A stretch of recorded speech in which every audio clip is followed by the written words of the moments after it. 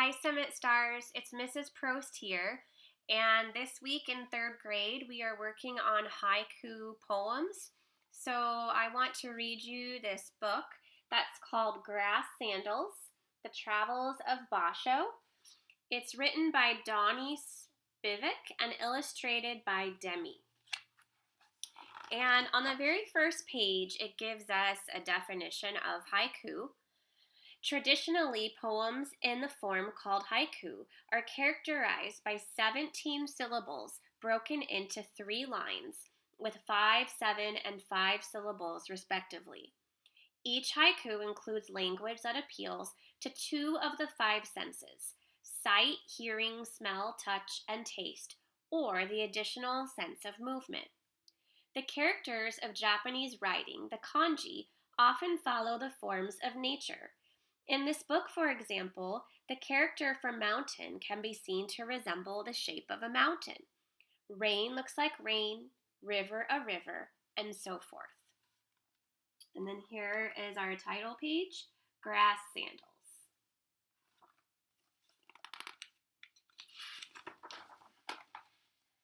There were old men of China who made themselves nests in trees and lived in the branches.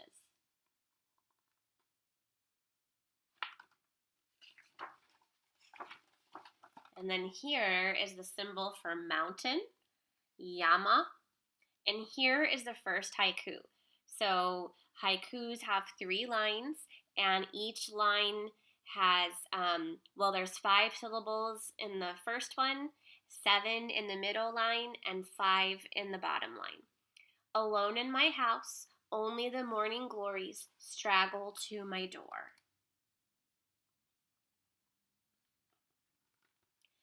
But let me tell you the story of Basho, who lived in Japan and walked all over his island country writing poems. 300 years ago, he lived in a small house next to a river. A friend gave him a basho, or banana tree. He planted it near his house, and liked this tree with ragged leaves so much, he changed his name to Basho.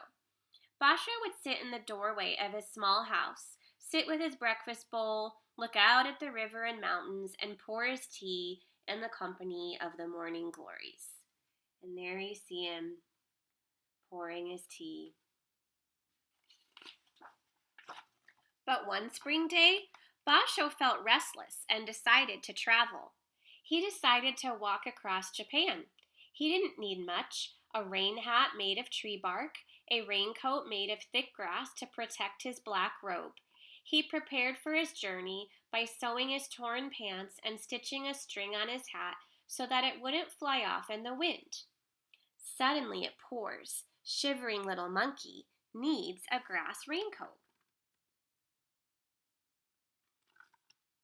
And here is the symbol for rain. To his hat he said, "Hat, I will soon show you cherry blossoms." And he scribbled on his hat, "Soon, cherry blossoms." Basho closed his small house and walked to the river.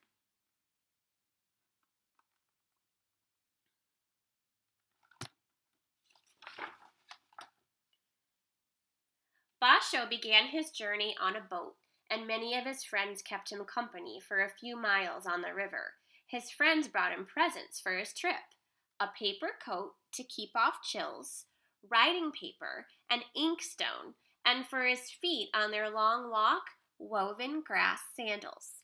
So little was needed for simple traveling. He carried it all with him tied up in a cloth. And here is the symbol for river. And there he is on the boat traveling with some of his friends. Here is the next haiku. One morning at dawn, I wade in the wide river, pants wet to my knees.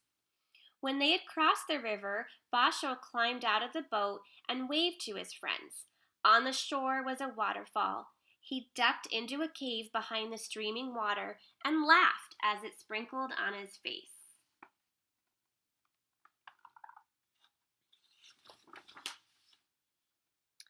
Here is the symbol for tree. I walk to find you, sometimes 5 or 6 miles. cherries in blossom. In his grass sandals and black robe, Basho walked and walked, looking like a black crow, he thought. Near an old temple, he found a twin pine tree 1,000 years old. Basho sat and wrote a poem to this ancient, twisted tree. Picking up his pack and climbing the winding paths, he was surprised by satiny red bark in a spring orchard, and to these trees, too, he chanted a poem. For finally he had kept his promise to his hat. He walked beneath the cherry trees in blossom, and under the flowering branches met an old friend whose hair was as white as the petals. So there he is. And then here on this page, there's his old friend with the white hair.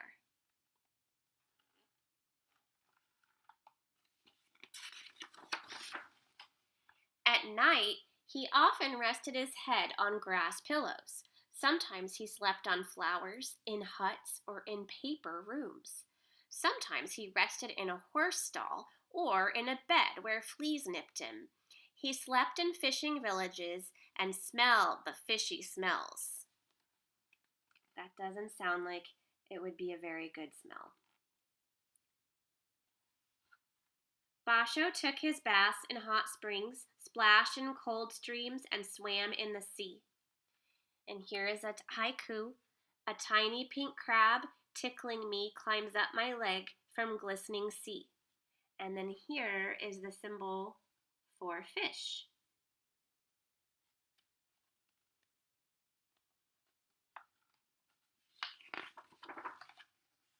He ate whatever he found or was given along the way.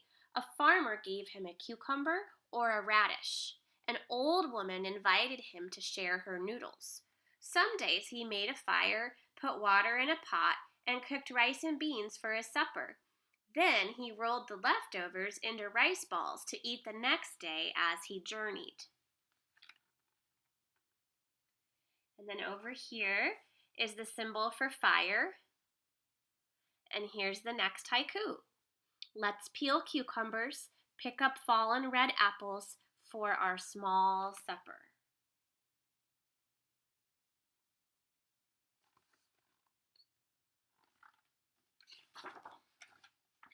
Once, a trusting farmer lent him a horse to ride across a wide, grassy field. The wind blew on Basho's suntanned face as the horse trotted through the clover. And there's the symbol for horse. When he heard a grasshopper or saw the horse eating flowers or spied a hawk circling, he took his ink brush and wrote a quick poem. Basho sent the horse back to the farmer with a poem in a pouch tied to the saddle. Hibiscus flowers munched up in the horse's mouth, eaten one by one.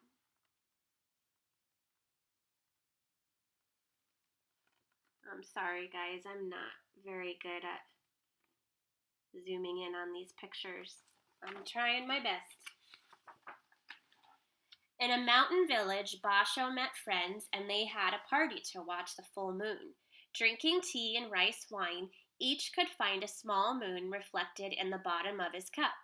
While clouds and stars and shadows lifted, they created poems together, sitting under the night sky. So there they are, writing their poems together. Here is the next haiku. Winking in the night through holes in my paper wall, moon and Milky Way. And then here is the symbol for moon.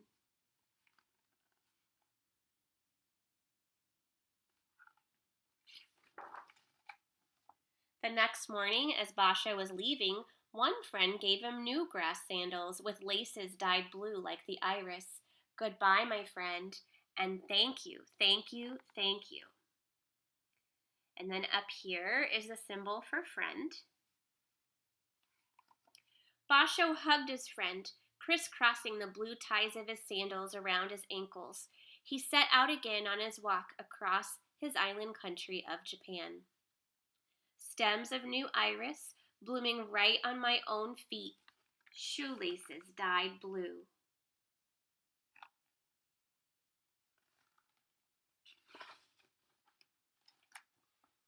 His blue lace sandals carried him to distant beaches and fields and forests. Basho stopped to write a poem when he found a creature or person or plant that opened his eyes and his heart. He watched the fog, curve over the hills.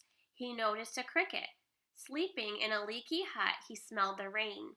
Each morning he tasted his tea. In the evening he heard a frog leap into a pond, and so 300 years ago he traveled, and the world was his home. So here is the symbol for world, the character for world. And then here is the last haiku. Old and quiet pond, suddenly a frog plops in, a deep water sound.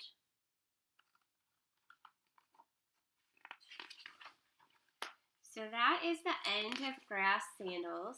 And the very last page gives us some information, so I'll read that to you.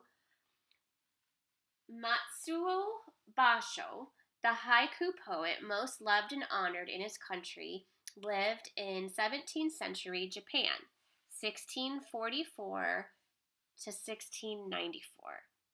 That was a very, very, very long time ago. He wrote journals of his travels in Haibun, a diary of prose and poems. The places that he loved, the shrines and mountains and villages, can still be visited, and the poems remain as fresh as new leaves. The journey of Grass Sandals compresses and combines events from several of Basho's travels. At the age of 50, Basho sold his small house in Edo and set out on his last journey. The haiku on the page with the Japanese character moon was created by Issa, another Japanese poet who lived in a century after Basho. So this was the story of Grass Sandals. I hope you enjoyed it. I hope it gave you some ideas for haiku, and I can't wait to read the poems that you write. Have a great day, Summit Stars. Bye!